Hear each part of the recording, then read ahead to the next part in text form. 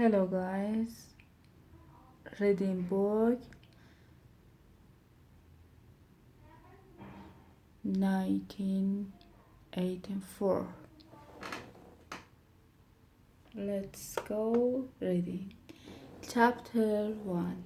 It was a bright, cold day in April and the clock were striking 13. Winston smoothed his chin nozzle into his breast in an effort to escape the whirlwind slipped quickly through the glass door of Victory Mansion, through not quickly enough to prevent a swirl of dirty dust from entering along with him.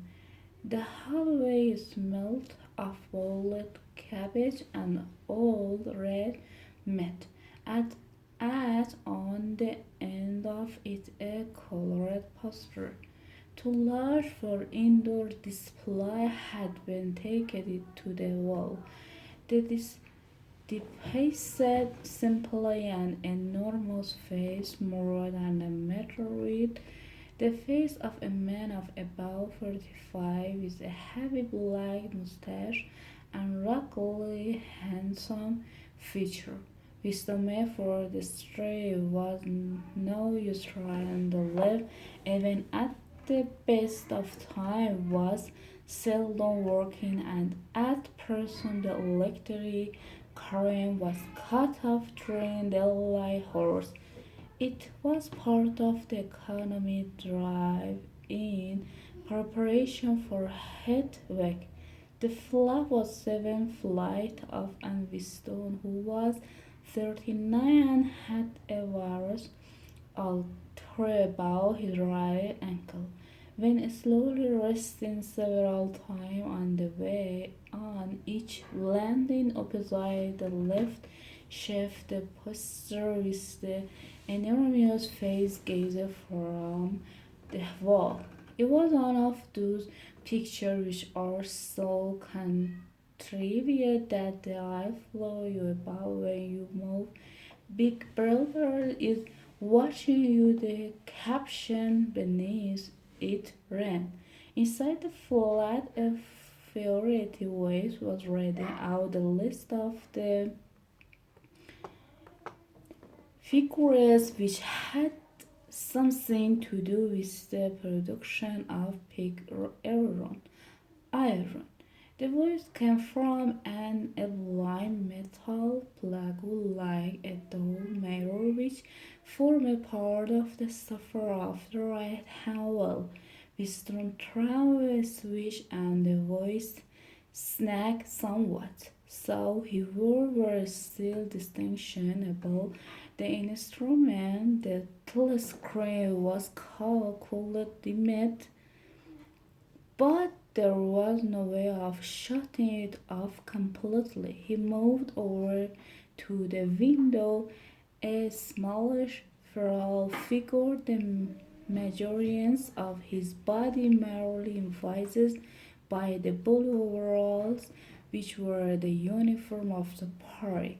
His hair was very fair, his face naturally sanguine, his skin ruffled by coarse soap and blood razor, blood and the cold of the winter that had just ended. Outside, even through the shut window pane, the world looked cold down in three little areas of wind were rattling dust and peppering the spruce and so the sun was shining and the sky a harsh blue. There seemed to be no color in anything except the posters that were plastered everywhere. The black mustachioed face gazed down from every community corner. There was one on the house front immediately opposite.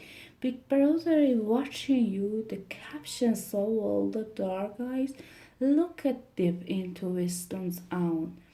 Down at the street level and poster trauma at on corner flapped fitfully in the wind, absolutely covering and uncovering the single word engine soars.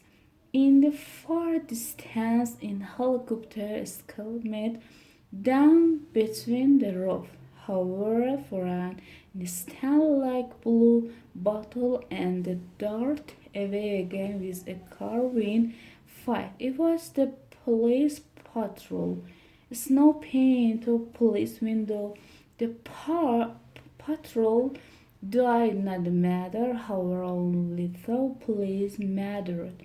Behind Wisdom's back, the voice from the telescreen was still bubbling away about pig iron and the overfulfillment of the 3 years plan. The telescope received and transmitted simultaneously, and sound that Wisdom made about the level of the very low whisper would be picked up by the moreover so long as reminder was in the field of Wilson, which the mortal pilgrim commended.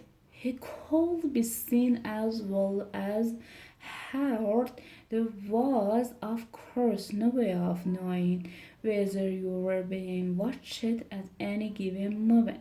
He often or no what system the South Police plugged in on any individual where was because worry was even conceivably that they watched everybody at all the time, but at any rate, they could plug in your drive whenever they wanted to. You had to live, did live from habit that become instance in the assumption that very sound you made was overhead and except in darkness very movement is scrutinized. Wisdom kept his back turned the telescreen. It was after so as he well now even a back can be revealing a kilometer away ministry of truth. His place of work toward west and wide above the grimy landscape. This he saw with a sort of vague distaste. This was London's chief city of ice cream. Itself the third most populous of the province of Siena.